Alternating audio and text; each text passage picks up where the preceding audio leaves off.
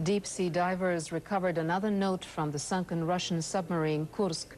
Russia's deputy prime minister said Wednesday that divers found the note in a seaman's clothing after they pulled his body from the vessel. The note reveals the sailors knew of their fate. There was another letter found, similar to the one found previously. I have this letter in my hand, and the main points the writer says are that he is in the 9th section. There are about 20 people. The mood is bad. We've been weakened by carbon monoxide. The pressure in the section is increasing, and if we try to escape, we won't stand the compression. Klebanov says Moscow has new evidence suggesting that the Kursk may have collided with another vessel before it went down in the Barents Sea in August. 118 crewmen died in the accident. There is no end in sight to the bad weather plaguing Britain. Severe flood warnings are in place on at least 12 rivers, and rain is forecast this weekend for parts of southern and southeastern England. Thousands of properties are underwater and thousands of people have had to be evacuated. At least 12 people have been killed in Britain since heavy rain struck last week.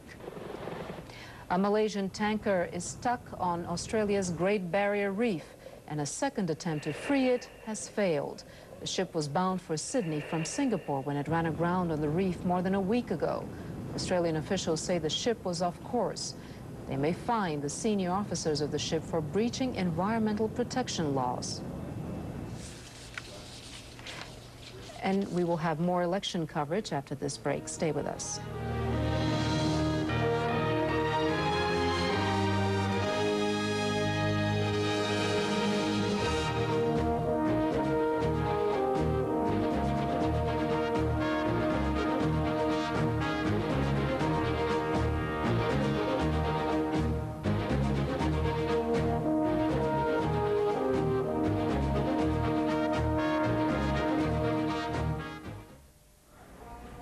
"46 minutes after the hour, and in the Middle East, an Israeli gunship attack today kills one Palestinian and leaves 6 others injured.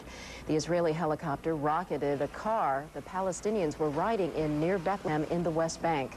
Some of the victims are identified as senior Palestinian military officials. The area has been a base camp for Palestinian attacks against the Israeli army. The latest attack comes as President Clinton prepares to sit down for a few hours from now with Palestinian Authority President Yasser Arafat. CNN White House correspondent Major Garrett joins us now live. He's got more on the Arafat-Clinton meeting this evening. Major, good morning.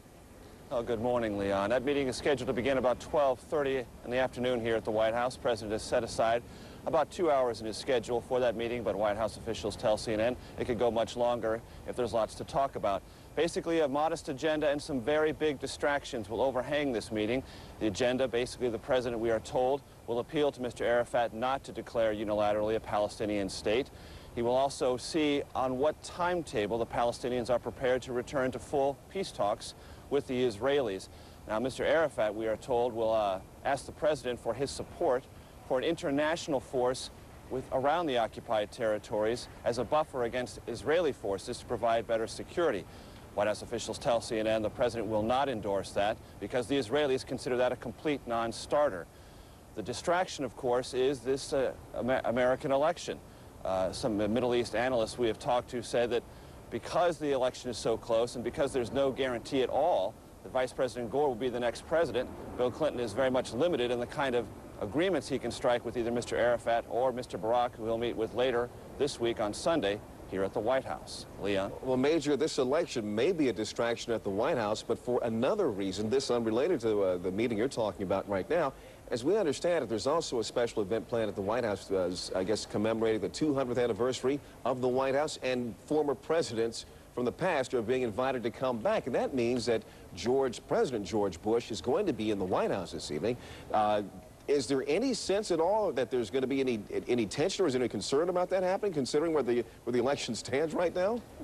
Well, Leon, when you cover the White House, there are many days that you wish you could be a fly on the wall. If I ever could wish to be a fly on the wall, it would be tonight, because tonight here at the White House, at a dinner that will be treated almost like a state dinner, although all the guests will be Americans, will be a dinner commemorating the 200th anniversary of this very stately building over my shoulder. Attending will be former President Bush, his wife Barbara, former President Ford, his wife, and Lady Bird Johnson. and they will be there with the President and the First Lady, all in the same room together, all toasting this White House building. And they'll be there together. Of course, the White House says, oh, this is a ceremony about something very important, recognizing the building, recognizing its central role as a symbol of American democracy. But you know and I know there'll be a lot of eyes maybe peering over those toasted glasses, maybe a little narrow than it otherwise might be. I wish I could be there.